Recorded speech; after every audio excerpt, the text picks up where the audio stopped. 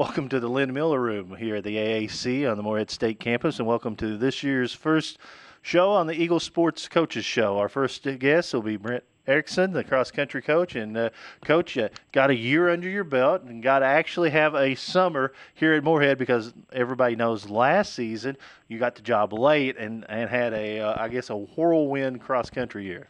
Yeah, last year we were just showing up about this time, and so it definitely has been different. We finally got a recruiting class in, and so we got a chance to see those kids this past weekend. Tell us a little bit of what you did this summer to try to get your program a little better. As we know, last year you got some things changed, and I know by most coaches the summer months are very important. Well, one of the things we did, of course, was get a camp going. We more than doubled the number of campers that we've had in the past, and that's a huge advantage for us to be able to see kids face to face and get something going that way. And honestly, it's just a chance to get ahead of the recruiting game because, like we talked about last year, I wasn't here. We didn't have a recruiting class, and so now we've already got our questionnaires back on kids for this upcoming year. We've got a junior class that we're already looking at, and so just getting everything in place right now is really the key to that. I know you worked very hard and very proud of the people who, number one, you got to bring in and people who stayed because they've kind of laid the foundation for your program. Well, we really have. I think we had transfers come with me from Oregon, and so that helped. There was a transition there between kind of both groups, the ones that were here, the ones that came in, and so we kind of melted together a little bit, and then now we've added 6 guys and five girls to the mix on the recruiting side, and so it's we got a little bit bigger group. We've got a better group. They're more talented, and so it's showing. What did you notice the most about the Ohio Valley Conference cross country wise? I know that Eastern Kentucky usually has an outstanding team. Some of those come from, not the United States as well. Yeah, They don't have very many Americans over there, and so certainly, you're dealing with a lot of Europeans, the Kenyans or Netherlands or those kind of things, and they've reloaded. They are absolutely fantastic over there that way. They've put every dime they have into the distance side of things, and they're fully funded, and so that's a little bit different than the situation we have. And the rest of the conference, we've added 2 more schools. We've added Belmont and Southern Illinois, Edwardsville, and those are 2 schools that beat us last year. We didn't, we raced against them last year, and they beat us. And so we've added 2 more teams, and so we've got to get better and continue to get better. And I think we have. And so, but Belmont's ranked 5th in their region right now on the guy side, and their women are, I believe, a top 10 school. And so, this thing doesn't get easier around here; it just gets tougher. And that's par for the course, I think.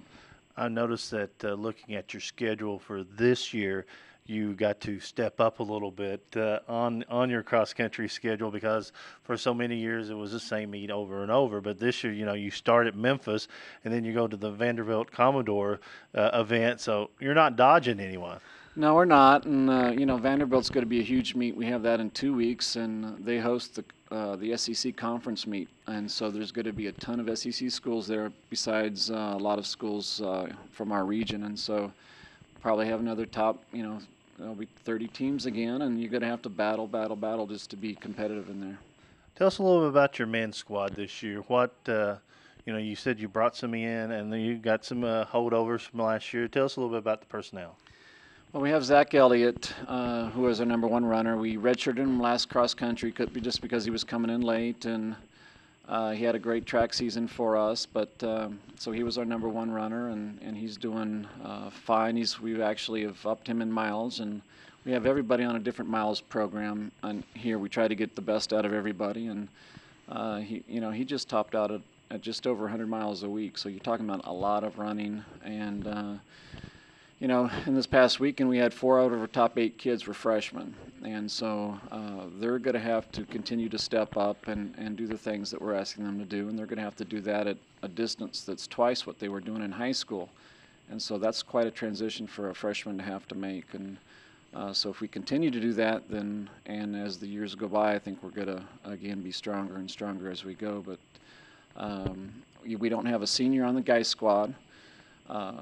And it's just going to be a real learning experience for the freshmen to do that. But Zach is really going to lead the way for us, and we actually are redshirting another kid from Oregon Max Runya, who is a transfer out of Washington State, so we're going to have to redshirt him. But those two ran really well this past weekend, and we had some other freshmen that I was real happy with this past week. So it's exciting stuff. I noticed on your roster the fact that you have the nice mix of the fact that you said you have your 2 kids from Oregon that's coming in, but you also have some Ohio runners and West Virginia runners, and you have local runners. You have Chase Rattler from Pikeville, and then a couple of kids from Winchester, Clark County. So that's always good that piques a local interest when you have some local runners. We really do search the country for kids, and certainly we want to do well in Kentucky. And there are some kids here in Kentucky that can help us, but there's some other states that have huge populations that are really known for running,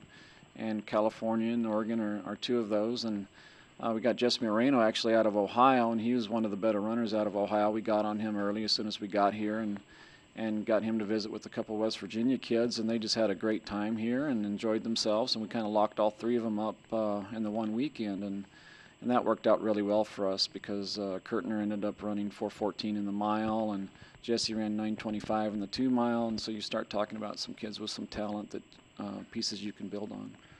We're here at the Eagles Sports Coaches Show here in the Lynn Miller Room. Our guest, Brent Ericksen, the cross-country and track coach at Morehead State. And we talk about the men. Let's talk about the ladies. They got underway as well at the Memphis Twilight Invitational. They did. I think the men ran really well and got second, beat a team that was ranked in Ole Miss that was ranked 10th in the South. The men also beat Memphis that was ranked 13th in the South. The ladies got 5th in the meet, which was good but not great. I think we were expecting a little bit more from the ladies, not from the standpoint of maybe even place or time, because that was a tough course.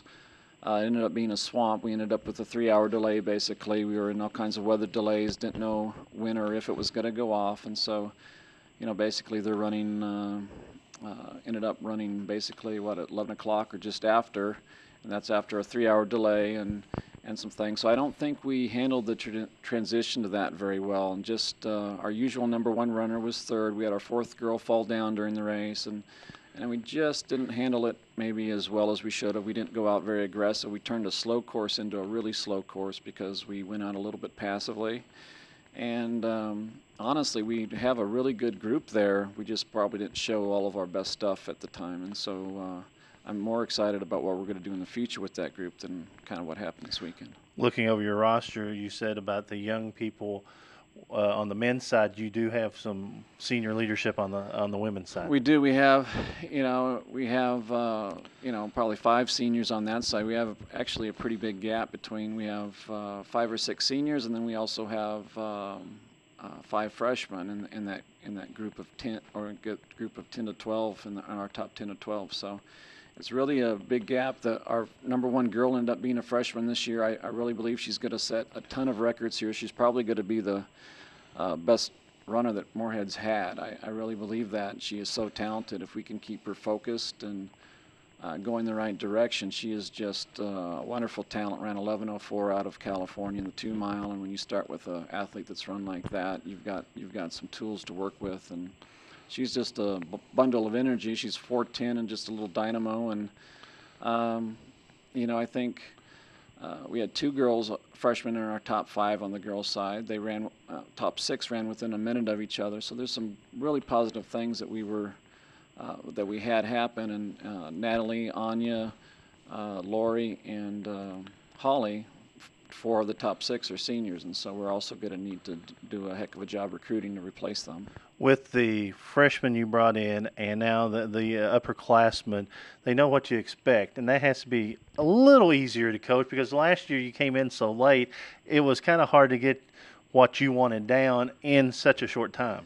It is. I feel like we're talking the same language now. I feel like it's my team, and I'm not just trying to piece together a season. That really was crazy coming in the first week. You have a meet, and you're going off to date, and you're doing all those kind of things, and you're trying to explain what you want them to do in your pre-meet warm-up and what you want them to do right before the race and all those kind of things. And it just feels like my team this year, and I feel like we're coming around. I feel like the group just gets along so well together. It's a fun group to be around. The guys and girls hang out together, and really, I feel like it could be a special team. And I know that every coach that comes through here always talks about they couldn't do it without their assistants, and you have some great assistants. I do. I actually, Joe Rath is still with us, and so he's an incredible help to me and does everything that's asked and tons more.